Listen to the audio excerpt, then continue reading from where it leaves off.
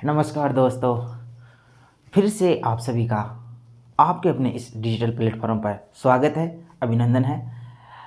अपनी थीम है no time pass no बकवास। इसी थीम पर कार्य करते हुए अपन आगे बढ़ रहे हैं। और जैसा कि दोस्तों आप सभी को पता है कि अपन अपना जो चैप्टर है निर्धनता, गरीबी और पावर्टी के बारे में पढ़ रहे हैं, जिसके अपन ने अभी तक 2 पार्ट पढ़ चुके हैं। जिसमें प्रथम पार्ट ने अपने पढ़ा कि गरीबी का मापन कैसे किया जाए, और गरीबी के मापन में अपन ने 2 अवधारणाएं पढ़ी, सापेक्ष अवधारणा और निरपेक्ष अवधारणा। और सापेक्ष अवधारणा के तहत अपने गिणी गुणांक या लोरेंज वक्र का अध्ययन किया। उसके बाद में अपने पार्ट 2 देखा, और पार्ट 2 में अपने योजना आयोग या नीति आयोग या एनएसएसओ के गरीबी से संबंधित आंकड़े देखे। उसके बाद में अपन ने उसकी विविध समितियां देखी, जैसे कि रत्त एवं दांडेकर समिति, वाई के अलग समिति, लक्कड़वाला समिति और तेंदुलकर समिति, सी रंगराजन समिति। इन सभी कमेटियों की अपन ने रिपोर्ट देखी, उनके अपन ने डाटा पढ़े। अपने डीप में थोड़ा डाटा और पढ़ने हैं तो अपन ने आपके लिए नोट्स अवेलेबल करा दिए जाएंगे, जिसमें हो सकता है यूपी से संबंधित विशेष आंकड़े, राजस्थान से संबंधित विशेष आंकड़े, शहरी गरीबी कितनी है, ग्रामीण गरीबी कितनी है, इससे संबंधित भी थोड़े डेप्थ में आंकड़े अपन देख लेंगे। इसके बाद में दोस्तों आज अपन गरीबी से संबंधित अपना पार्ट नंबर 3 शुरू करने जा रहे हैं, और जिसका आज नाम होगा बहुआयामी निर्धनता। तो आप अपने नोट्स में नोट डाउन करते जाइए। अपना आज तीसरा जो होगा उसका नाम होगा बहुआयामी निर्धनता।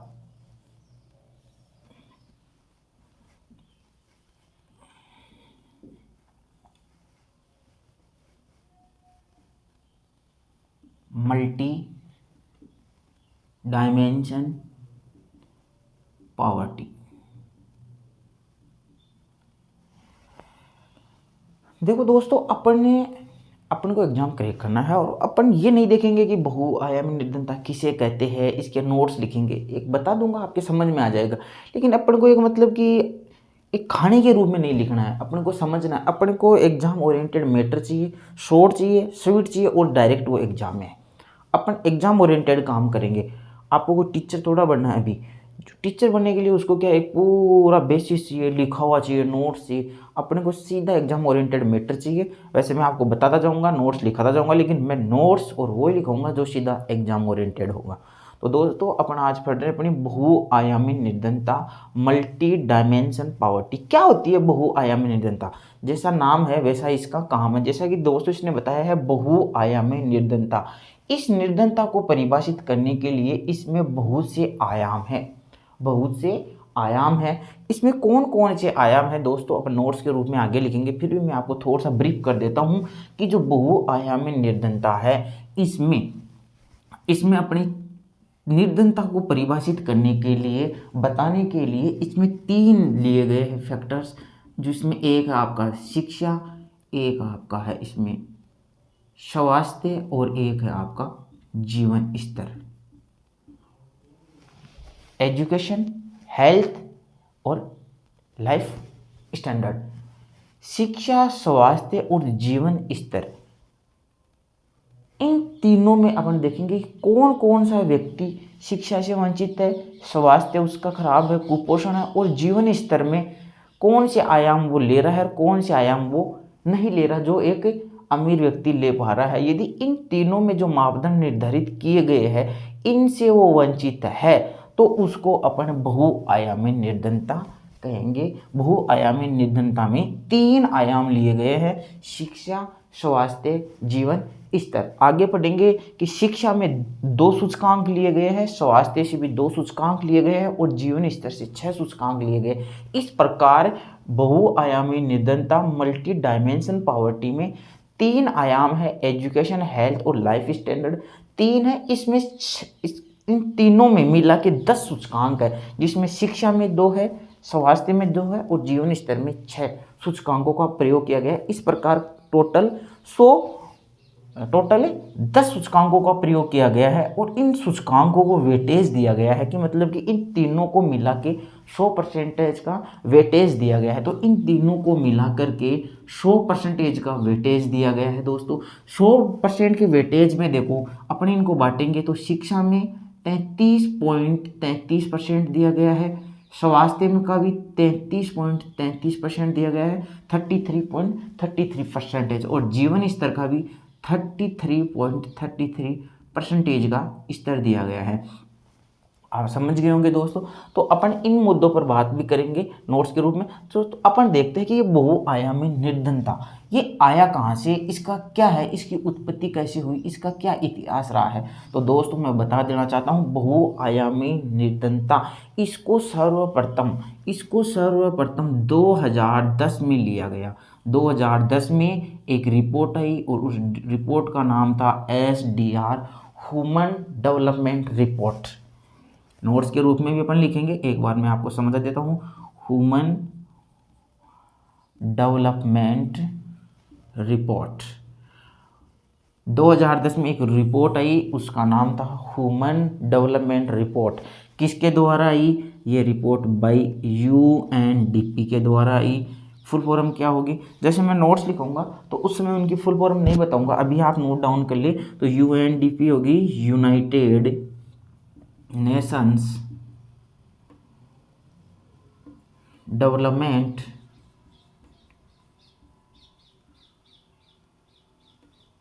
Development Programme. UNDP के द्वारा 2010 में एक SDR रिपोर्ट, ह्यूमन डेवलपमेंट रिपोर्ट प्रकाशित की गई, और उस ह्यूमन डेवलपमेंट रिपोर्ट में सर्वप्रथम बहुआयामी निर्धनता को परिभाषित किया गया, बताया गया, और ह्यूमन बहुआयामी निर्धनता मल्टी डिमेंशनल पॉवर्टी सूचकांक दिए गए। तो एक नया वर्ड आया इसमें, इसी का ही फुल फॉर्म आ जाएगा multi dimension poverty index. Short में बोलेंगे दोस्तों MPI। ये चलता रहेगा पूरे इस चैप्टर में। मल्टी डायमेंशन पॉवर्टी इंडेक्स सर्वप्रथम 2010 में आया। Human development report SDR report में आया, जो कि किसके द्वारा प्रकाशित की गई थी? UNDP के द्वारा प्रकाशित की गई थी, यूनाइटेड नेशन डेवलपमेंट प्रोग्राम इसने प्रकाशित की। और उसमें सबसे प्रथम multi dimension poverty index MPI index के बारे में बात की गई। अभी हाल ही में UNDP के द्वारा 2023 में MPI इंडेक्स आया है, नया MPI आया है, मल्टी डायमेंशन पॉवर्टी इंडेक्स 2023 में है। तो उसके बारे में भी अपन अध्ययन करेंगे कि 2023 का MPI क्या बताता है, कितनी विश्व में गरीबी है, कितनी भारत में गरीबी है, और भारत में किस राज्य में सर्वाधिक गरीबी में कमी आई है। दोस्तों मैं बता दूंगा धीरे धीरे आपको MPI। अब अपन ये भी देखेंगे कि MPI कैसे निकाला जाता है, धीरे धीरे अपन इनके बारे में पढ़ेंगे। तो दोस्तों आप इसको नोट डाउन करें, और अब मैं आपको नोट्स के रूप में लिखाता हूँ बहुआयामी निर्धनता। आप इसका नोट डाउन करें, नोट्स के रूप में लिखें, और सर्वप्रथम लिखेंगे सर्वप्रथम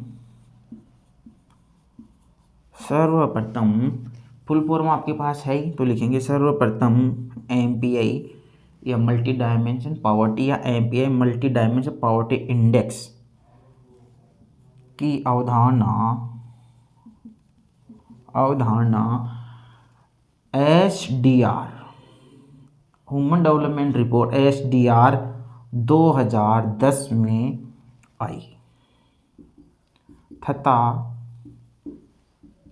इस रिपोर्ट में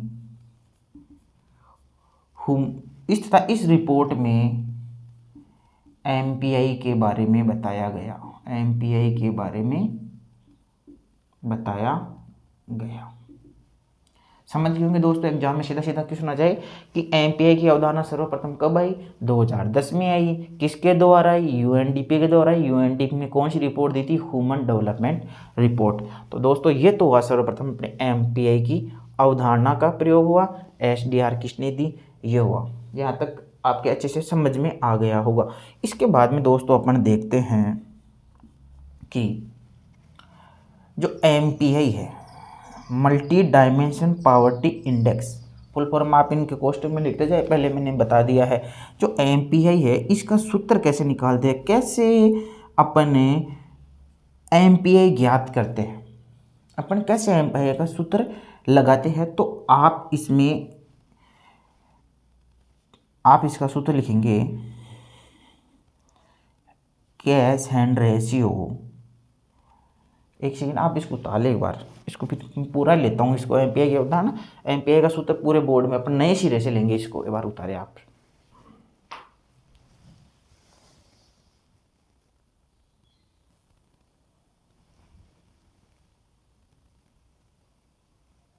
तो दोस्तों अपन पढ़ रहे थे मल्टी डायमेंशन पॉवर्टी इंडेक्स या एमपीआई। इसका सूत्र पढ़ेंगे multi dimension poverty index, MPI कैसे निकालते हैं। इस एमपीआई का अपन सूत्र लिखेंगे, एमपीआई का सूत्र।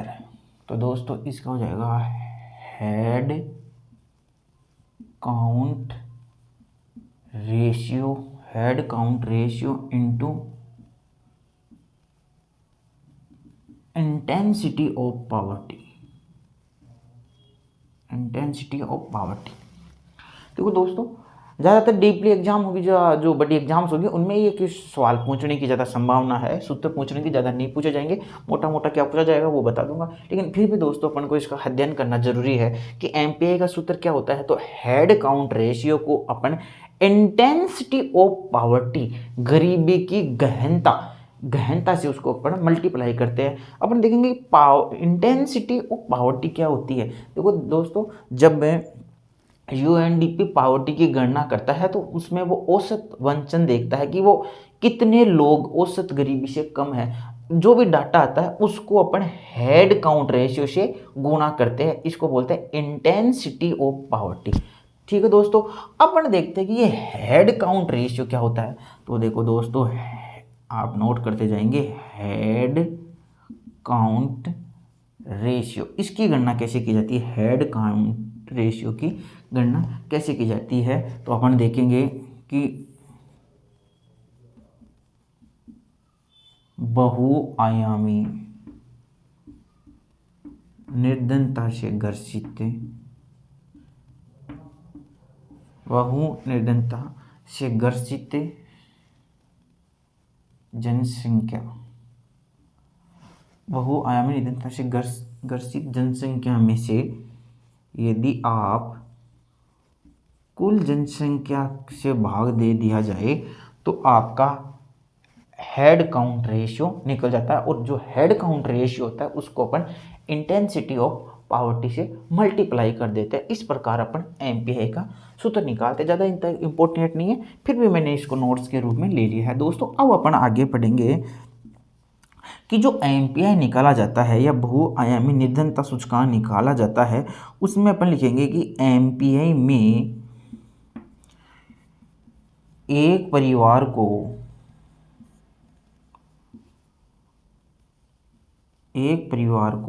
इकाई के रूप में माना जाता है। मतलब कि एमपीआई निकालते पूरा एक परिवार होता है ना, उसको ही पूरा एक इकाई के रूप में माना जाता है। ऐसा नहीं कि एक एक सदस्य को अपन लेते, पूरा परिवार ही एमपीआई की जब गणना करते हैं तो पूरा परिवार ही एमपीआई के रूप में जाना जाता है, एक इकाई के रूप में माना जाता है। 33.33% से अधिक स्कोर होने पर 33.33 से अधिक स्कोर होने पर वह परिवार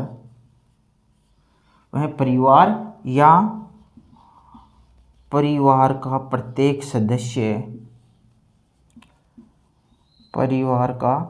प्रत्येक सदस्य बहुआयामी निर्धन कहलाता है। एग्जाम में क्वेश्चन आ जाए कि जब बहुआयामी निर्धनता की बात की जाती है तो कौन सा परिवार बहुआयामी निर्धन कहलाएगा। तो आपका उत्तर होगा सर जो परिवार 33.33 से स्कोर ऊपर कर रहा है वह परिवार बहुआयामी निर्धन कहलाएगा। यदि 33.33 से कम है तो वह परिवार बहुआयामी निर्धन नहीं कहलाएगा, और यदि स्कोर 33.33 से अधिक है तो वह परिवार क्या कहलाएगा? बहुआयामी निर्धन कहलाएगा। आपको समझ में आ गया होगा। कहने का मतलब ये गरीब और गैर गरीब,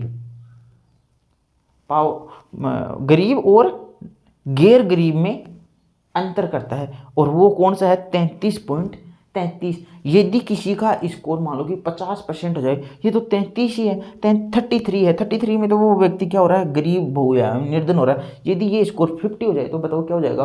तो मतलब कि वो व्यक्ति और ही ज़्यादा अत्यधिक बहुआयामी निर्धन है। तो आप लिख सकते हो, यदि स्कोर 50% है तो ज़्यादा होगा नहीं होगा, तो वह परिवार या परिवार का सदस्य है, तो वह परिवार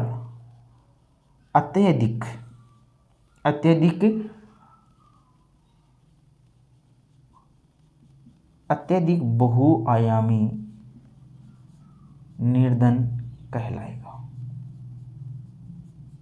बात आपके समझ में आ गई होगी। सर समझ नहीं आ रहा, 33.33 स्कोर आ रहा है, 50 स्कोर आ रहा है। तो दोस्तों मैंने शुरू में आपको बता दिया था कि देखो इसमें शिक्षा, स्वास्थ्य, जीवन स्तर, तीनों को मैंने ऊपर नोट डाउन कर दिया आपके लिए।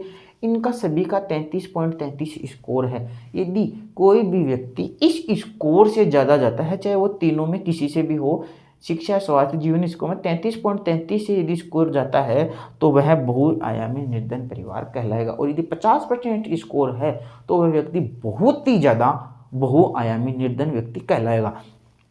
तो दोस्तों आशा करता हूँ कि आपको इतना समझ में आ गया होगा। एमपीआई का सूत्र अपन ने देखा, और एमपीआई ज्ञात करते समय एक पूरे परिवार या इकाई को अपने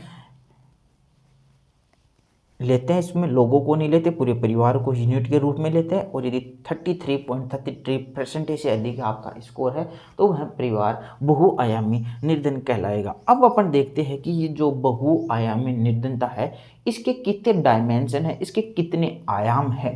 तो इसको अपन आगे अब नोट्स में लेंगे। इसको दोस्तों आप स्क्रीनशॉट ले लो या नोट डाउन कर लो।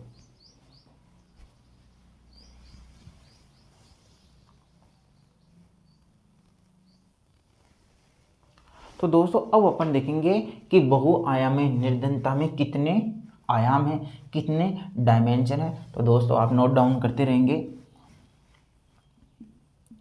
आप लिखेंगे बहुआयामी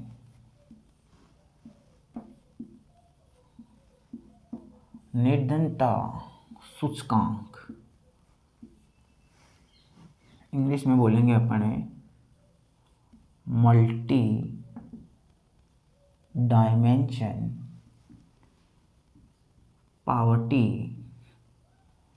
इंडेक्स, शॉर्ट में बोलेंगे multi dimension poverty index. MPI में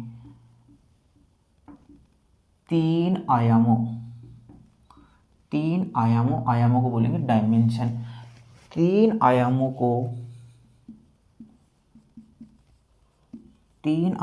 को शामिल किया है, जिसमें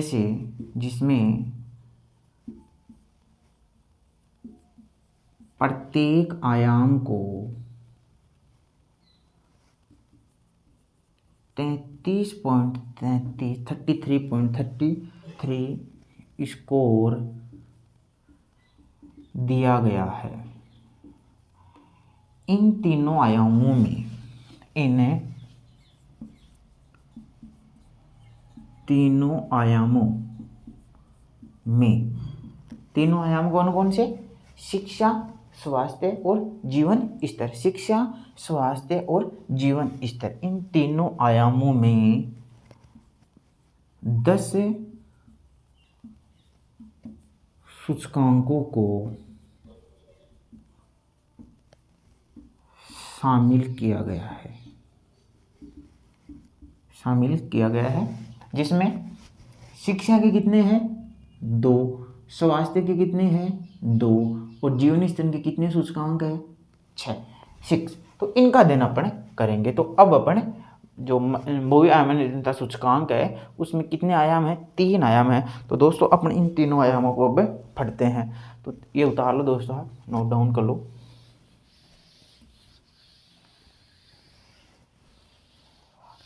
अब इसको दोस्तों अपने एक ग्राफ के द्वारा पढ़ते हैं कि बहुआयामी निरंतरता सूचकांक में एक अच्छा सा डायग्राम बना के मैं आपको बता देता हूँ, तो आपको भी वास्तव से आपने बहुत ही अच्छा समझाया है। तो बहुआयामी निरंतरता सूचकांक में कितने आपके 3 आयाम हैं, तो आप बताएंगे दोस्तों कौन कौन सा आयाम है। तो अपन लेंगे शिक्षा, एजुकेशन, शिक्षा। 2 नंबर अपन लेंगे स्वास्थ्य, हेल्थ। और 3 नंबर अपन लेंगे जीवन स्तर, जीवन स्तर, लाइफ स्टैंडर्ड। ये आपके 3 आयाम हुए जो एसडीआई निकाला जाता है, ह्यूमन डेवलपमेंट इंडेक्स, मानव विकास सूचकांक। उसके भी जो सूचकांक है या जिसके भी जो आयाम है उसके भी यही है दोस्तों, शिक्षा, स्वास्थ्य, जीवन स्तर। शिक्षा, स्वास्थ्य, जीवन स्तर, ये क्वेश्चन नेट जेआरएफ या इकोनॉमिक्स या आरएस वगैरह हो या यूपीएससी आईएएस हो, ये क्वेश्चन कई बार पूछा जा चुका है कि ह्यूमन डेवलपमेंट इंडेक्स एसडीआई में निम्न में से किसको शामिल नहीं किया जाता है। तो ध्यान देना दोस्तों, एसडीआई में शिक्षा, स्वास्थ्य और जीवन स्तर इन तीनों को शामिल किया गया। उसी प्रकार अपने बहुआयामी निरंतरता सूचकांक में भी शिक्षा, स्वास्थ्य और जीवन स्तर इन तीनों डायमेंशन को शामिल किया गया है। दोस्तों शिक्षा, स्वास्थ्य, जीवन स्तर, देखो इन प्रत्येक को कितना वेटेज दिया गया है, तो आप कहेंगे सर आपने पहले ही बता दिया, वापस बता रहे, इस ग्राफ में सभी आ जाएंगे, 33.33% सभी को दिया गया है। कोई दिक्कत है क्या आपको? यहाँ तक कोई दिक्कत नहीं होगी। तीनों डायमेंशन को मिला के कितना दिया गया है? 100%। टोटल कितना है? 100% है। तीनों में बांट दिया तो आप खुद ही समझदार हो, 33 तीनों में ये आता है। अब इनमें देखेंगे अपन, इनमें शिक्षा में इनमें कितने, इनमें सूचकांक देखेंगे, इनमें कितने पॉइंट्स आते हैं उनको अपन बोलेंगे सूचकांक। तो इसमें कितने सूचकांक है? 2 है। इसमें आपके कितने सूचकांक है? तो इसमें भी आपके 2 सूचकांक है। और इसमें आपके कितने सूचकांक होंगे? टोटल कितने हैं बताओ? 10। तो इसमें कितने आएंगे? 6।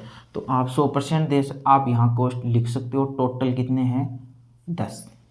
ओके। अब अपन देखेंगे कि शिक्षा में 2 सूचकांक कौन से लिए गए हैं, स्वास्थ्य में 2 कौन से लिए गए हैं, और जीवन स्तर में जो 6 है डायमेंशन जो सूचकांक है वो कौन कौन से लिए गए हैं। तो इनका दोस्तों अपन अध्ययन करेंगे। मैं बता देना चाहता हूँ दोस्तों आपको, 2 एक बार मैं आपको मौखिक बता दूँ। फिर देखो शिक्षा में स्कूल से संबंधित शिक्षा से ली गई है, और इसमें ये कहा गया है पहले सूचकांक में कि 6 वर्ष की आयु तक का बच्चा, 6 वर्ष तक की आयु का बच्चा विद्यालय में गया है या नहीं गया। मतलब कि इसमें बच्चे की 6 वर्ष तक के 6 वर्ष तक के शिशु की स्कूली शिक्षा की बात की गई है। ओके। और दूसरे में क्या की गई है? 8वीं कक्षा तक, 8वीं कक्षा तक बच्चे का नामांकन,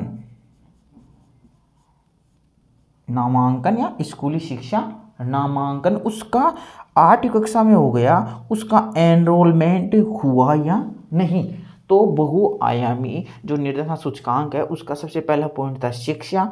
शिक्षा का सूचकांक 33.33% दिया गया है। 33.33 को 2 भागों में बांटा हुआ है दोस्तों, लगभग 16 पॉइंट समथिंग और 16 पॉइंट समथिंग, इन दोनों को बांटा गया है। आप देख सकते हैं कितना आएगा, लगभग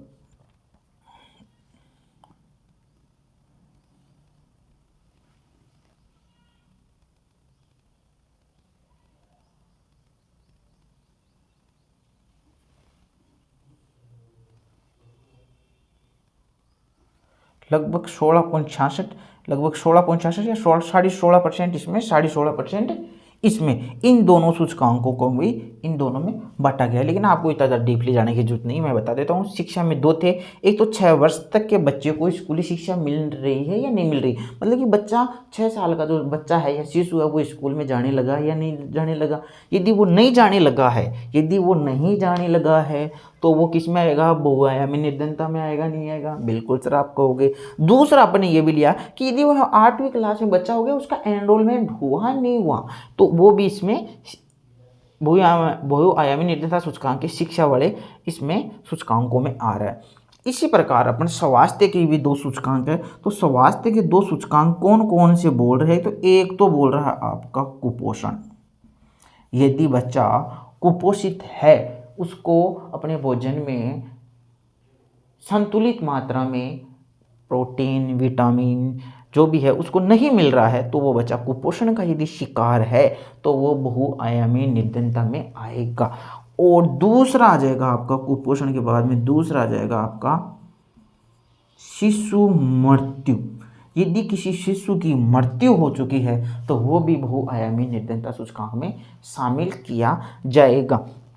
और भी डेप्थ में अपन देखें, जब सर्वेक्षण हो रहा है तो उसके 5 वर्ष के दौरान में यदि किसी शिशु की मौत हुई है तो वो भी बहुआयामी निर्धनता में देखा जाएगा। लेकिन यदि आपके एग्जाम्स में क्वेश्चन आता है और आपकी यदि गरीबी से संबंधित चैप्टर है दोस्तों, तो उसमें ये पूछते थे कि कौन सा इसमें डायमेंशन है या कौन से सूचकांक इसमें नहीं है, कुपोषण है, शिशु मृत्यु है, एनरोलमेंट है बच्चे का, या स्कूली शिक्षा से संबंधित कुछ भी आ सकता है। और अपन लास्ट में अपना बच रहा है जीवन स्तर। जीवन स्तर में अपन 6 सूचकांकों का अध्ययन करेंगे, जिसमें सबसे पहले का अपन अध्ययन करेंगे बिजली।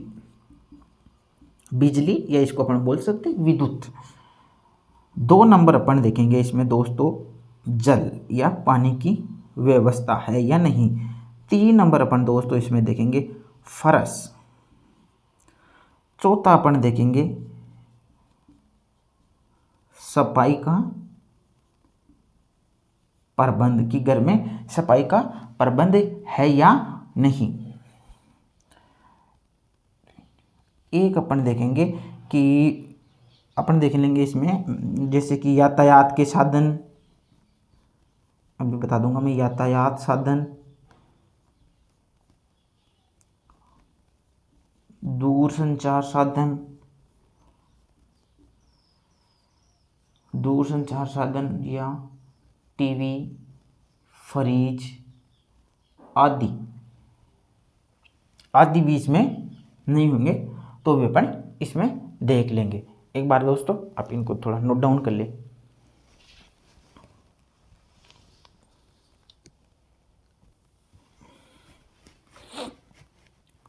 33.33% है, इसका भी वो सभी भागों में जो 6 भागों में डिवाइड हो जाएगा, है ना।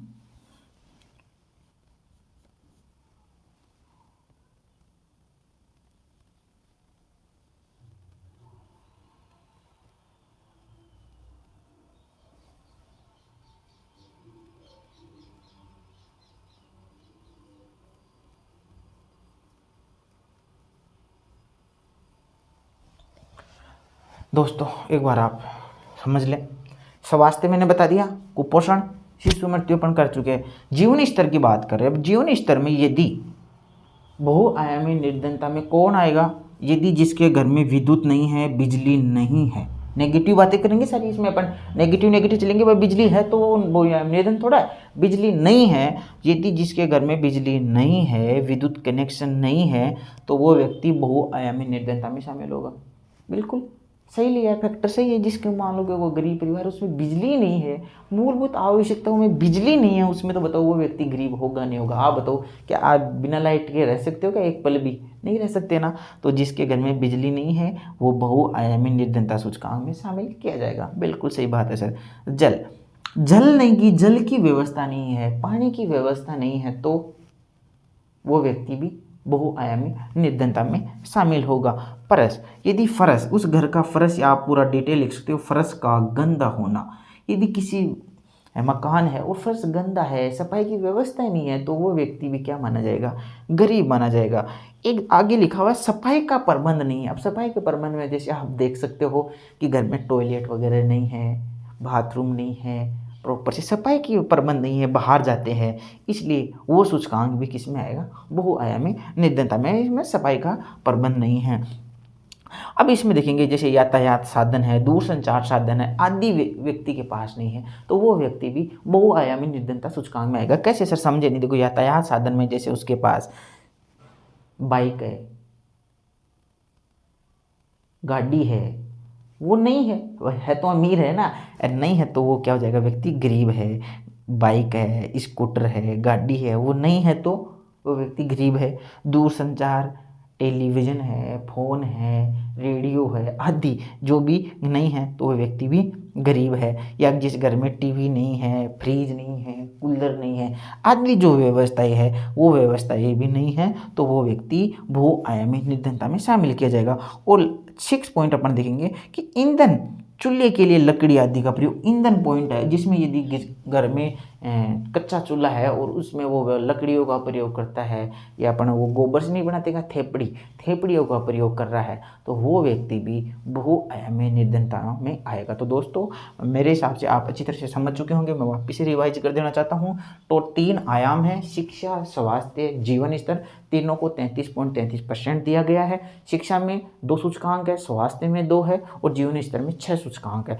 6 सूचकांक मैंने आपको बता दिया है, जैसा कि आपके पास लिखा हुआ है, बिजली है, पानी की व्यवस्था है, फर्श का गंदा होना है, घर में समुचित सफाई की व्यवस्था नहीं है, और ईंधन का उसमें यूज कर रहे हैं, जैसे लकड़ी का प्रयोग कर रहे हैं, थेपड़ियों का प्रयोग कर रहे हैं, और उस घर में जैसे कि रेडियो, टीवी, फ्रिज या मोटरसाइकिल, स्कूटर, फ़ोन, टेलीफोन आदि की व्यवस्था भी नहीं है, तो वो व्यक्ति बहुआयामी निर्धनता सूचकांक में शामिल किया जाएगा। दोस्तों यहाँ तक आशा करता हूँ यहाँ तक आपको एकदम क्लियर हो चुका होगा। देखो दोस्तों, इसी बहुआयामी निर्धनता को कम करने के लिए ही अपनी सरकार ने क्या चलाया है, बहुत से प्रोजेक्ट चलाए। बताओ, बिजली के लिए जैसे अपने सेंटर से सम्मानीय प्रधानमंत्री श्री नरेंद्र मोदी ने सौभाग्य बिजली योजना, सौभाग्य विद्युत योजना मान लो, वो चलाई है। जल के लिए हर घर नल, हर घर जल, ये व्यवस्था अपनी चलाई है। सफाई के प्रबंध के लिए स्वच्छ भारत अभियान 2 अक्टूबर 2014 से जो चल रहा है, हर घर में टॉयलेट बाथरूम की व्यवस्था के लिए वो भी अपने बन रहे हैं। तो और ईंधन चूल्हे के लिए लकड़ी का प्रयोग नहीं हो, तो आपको पता है प्रधानमंत्री उज्ज्वला योजना चल रही है। तो देखो दोस्तों, एमपीआई, इस एमपीआई को कम करने के लिए ही अपनी केंद्र सरकार इन सभी योजनाओं पर काम कर रही है। और अभी हाल ही में अपने सम्मानीय प्रधानमंत्री श्री नरेंद्र मोदी जी ने 15 अगस्त को लाल किले से उन्होंने एमपीआई की बात भी की थी, इसलिए ये भी काफ़ी इम्पोर्टेंट रहने वाला है दोस्तों। तो मैंने आपको समझ गए होंगे।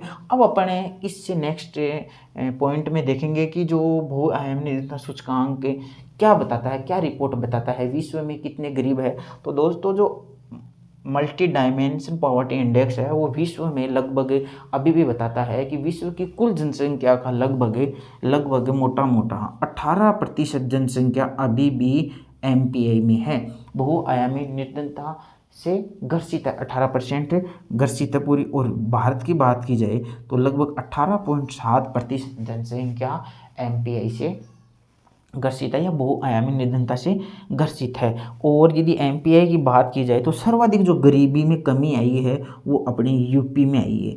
यूपी में सर्वाधिक एमपीआई में इन वर्षों के दौरान कमी आई है। और यदि अपन 2005 से लेकर 2021 तक देखें तो जहां 2005 में अपनी गरीबी लगभग 55% के समथिंग थी, उसमें भी काफ़ी सुधार आके बहुत कम बहुआयामी निर्धनता कम हुई है। तो थोड़ा सा अपने जो बहुआयामी निर्धनता सूचकांक 2023 है, इसकी रिपोर्ट क्या कहती है उसके ऊपर थोड़ा अपन फोकस करने वाले हैं। जब तक कि आप ये उतार लीजिए दोस्तों, स्क्रीनशॉट ले लो।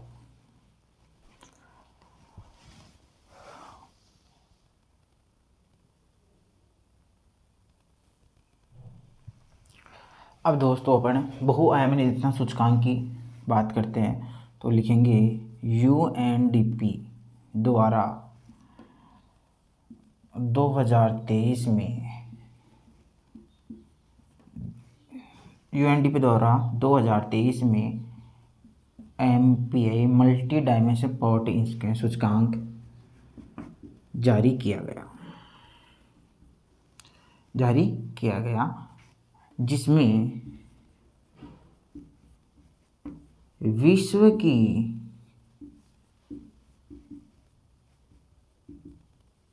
विश्व की कुल जनसंख्या का 18% जनसंख्या 18% जनसंख्या बहुआयामी बहुआयामी बहुआयामी निर्धन है तथा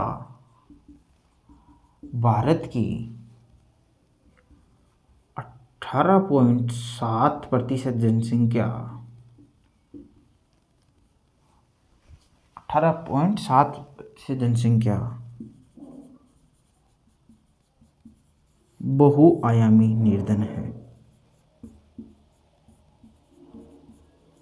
बात आपकी समझ में आ गई होगी। जो यूएनडीपी द्वारा 2023 में एमपीआई सूचकांक जारी किया गया है, जिसमें विश्व की कुल जनसंख्या का 18% जनसंख्या बहुआयामी निर्धन है तथा भारत की 18.7% जनसंख्या बहुआयामी निर्धन है। इस जो सूचकांक है इसमें और कुछ बताया गया है कि जैसे दक्षिणी अफ्रीका है या दक्षिणी एशिया है, इसमें सर्वाधिक जो बहुआयामी लोग निर्धन है उसके आंकड़े भी जारी किए। लेकिन दोस्तों अपन को फालतू आंकड़ों के बारे में ज़्यादा नहीं पढ़ना है। तो भारत में लगभग 18.7% जनसंख्या बहुआयामी निर्धन है, या अपन लिख सकते हैं या 230 मिलियन लोग भारत में बहुआयामी निर्धन है। 230 मिलियन लोग बहुआयामी निर्धन है। ये डाटा किसका आया है? यूएनडीपी के द्वारा है। यूएनडीपी प्लस ये दो संस्थाएं, इसमें और भी है तो अपन को इतना ज़्यादा नहीं पढ़ना भाई। यूएनडीपी ने ये रिपोर्ट दी है जिसमें बताया है कि विश्व में 18% निर्धन है, भारत में 18.7% जनसंख्या निर्धन है। लगभग भारत में 200 मिलियन लोग भारत में बहुआयामी निर्धन है। इस प्रकार अपने इसका डाटा पढ़ा है। ये दो रिपोर्ट जो आपने इसके पढ़ी ली 2023 में, इसमें अपन को मोटा मोटा पढ़ना है, ज़्यादा इसमें देखो डाटा तो बहुत है। आपने देखा होगा जो स्क्रीन चलाते हैं उस स्क्रीन में क्या अखबार रहता है, उस अखबार का पूरा लगा देते हैं और उसमें फिर अंडरलाइन करते रहते हैं और बताते रहते हैं। फिर मैं बोल रहा हूँ यदि वो ऐसे पूरा जो स्क्रीन चलाते हैं उसमें पूरा अखबार का अखबार डाल देते हैं, यदि वो बच्चा उसको बैठे तो 3 घंटे में तो वो उसको नोट डाउन ही नहीं कर पाएगा।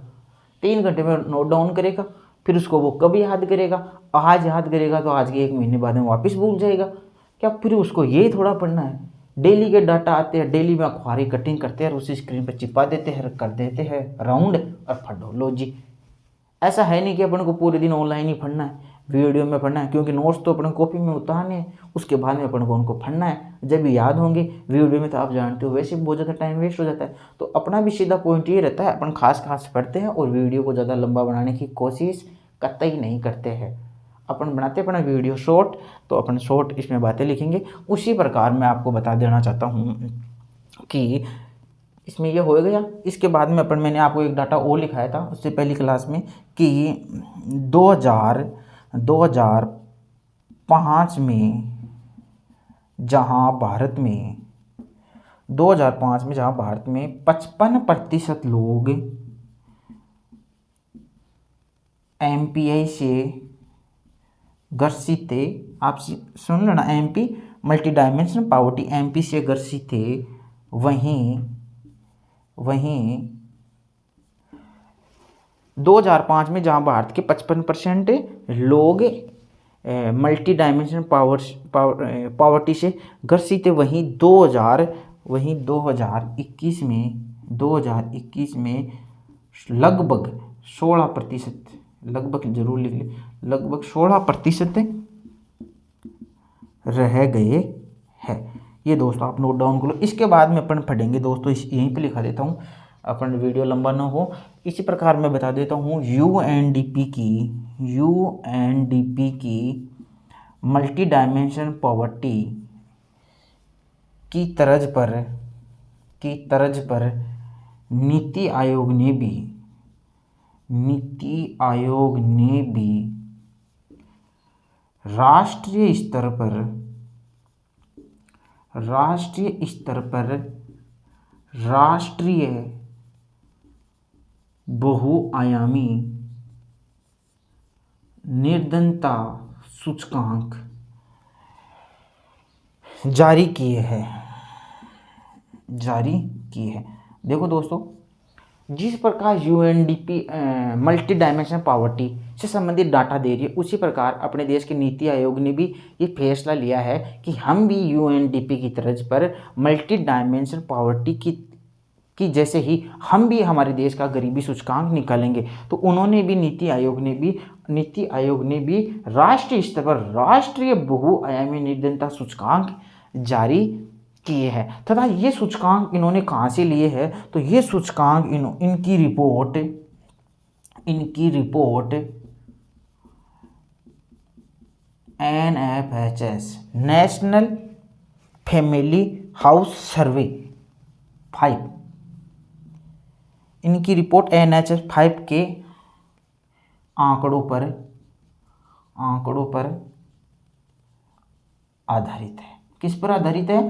NFHS national family health survey 5 के आंकड़ों पर जो नीति आयोग ने भी बहुआयामी निर्धनता सूचकांक जारी किए हैं वो NFHS पर आधारित है। नीति आयोग ने भी बहुआयामी निर्धनता सूचकांक जारी किया। कई एग्जाम से पूछा भी जाता है कि निम्न में से कौन सा सूचकांक नीति आयोग जारी नहीं करता। तो नीति आयोग की जो भी रिपोर्ट्स है वो भी अपने को देखना है।